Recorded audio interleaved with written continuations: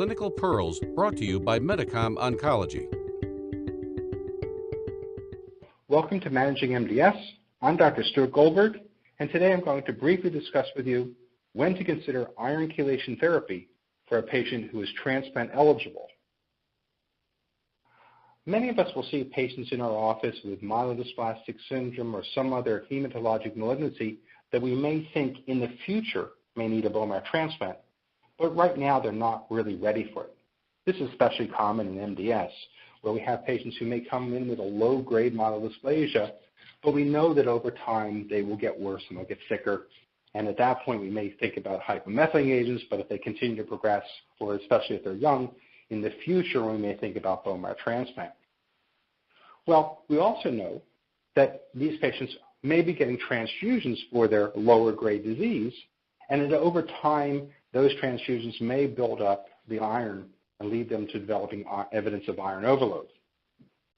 So why do these two things intersect?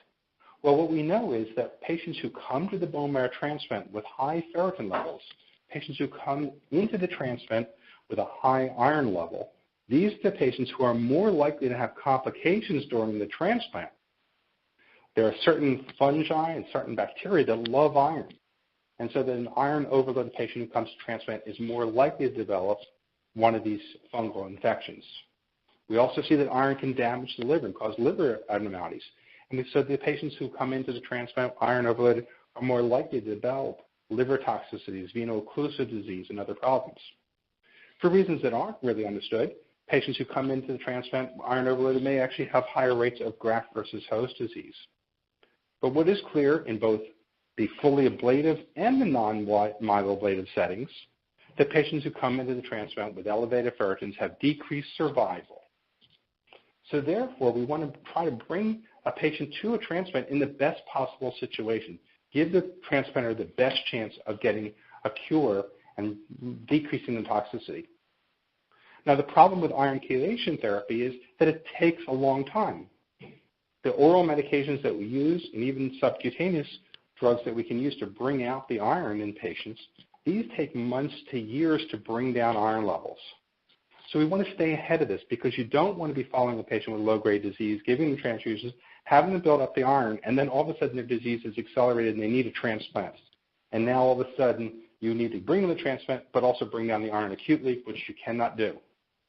So in my younger patients, who I think even 5 or 10 years from now may need a transplant if they have MDS, and I'm thinking maybe 5 years from now they need a transplant, I want to stay on top of it, watch their iron levels, and I might even institute my iron chelation therapy earlier than I would do in an older patient who's not going to go to transplant.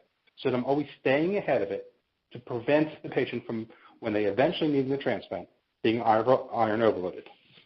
So that's my approach to a younger patient with MDS. I think 5 and 10 year horizons of when they might need a transplant and stay ahead of the iron so that I don't have to do an emergency situation where I'm trying to bring down iron as I'm rapidly trying to bring the patient to transplant. Well, thank you. I hope this is helpful in managing your patients. This is Dr. Stuart Goldberg for Managing MDS. Thank you. Don't forget to subscribe to the Medicom Oncology podcast channel for more clinical pearls. And be sure to visit managingmds.com for more practice resources.